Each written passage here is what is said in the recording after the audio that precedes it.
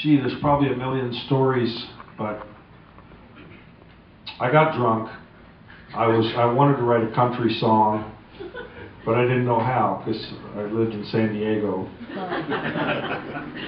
But I found a guy who was a country.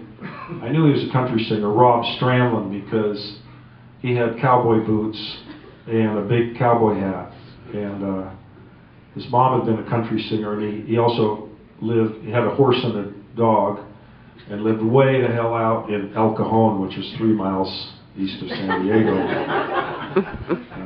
And so I said, hey man, let's write a song together, which you wouldn't have done except we were playing this club called The Back Door, and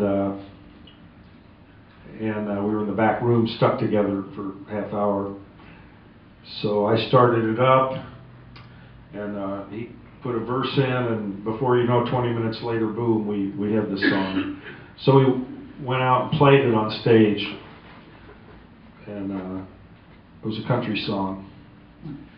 And then it turns out, about 8 months ago, it turns out somebody recorded it, which I never knew, and they sent me a tape of us playing it the very first time. It's really cool. And then a few years later, my friend who was in the crowd that night, Glenn Fry, who later was in the Eagles, he called me from the recording studio and said, hey, remember that country song you had? I think that would make a good rock song. So, and I said, sure, great.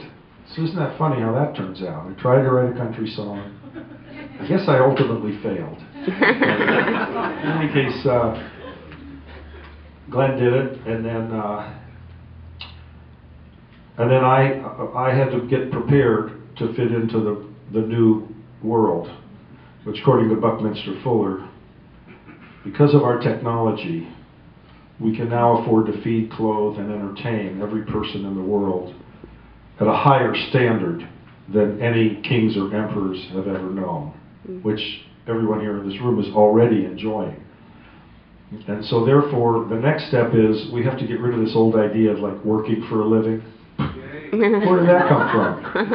I mean, it used to be necessary, but now we have the might of electricity to do all the work.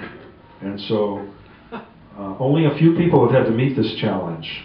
You know, the very wealthy, some lottery winners, you know, and of course, as you know, the lottery winners usually fail miserably, and it ruins their life.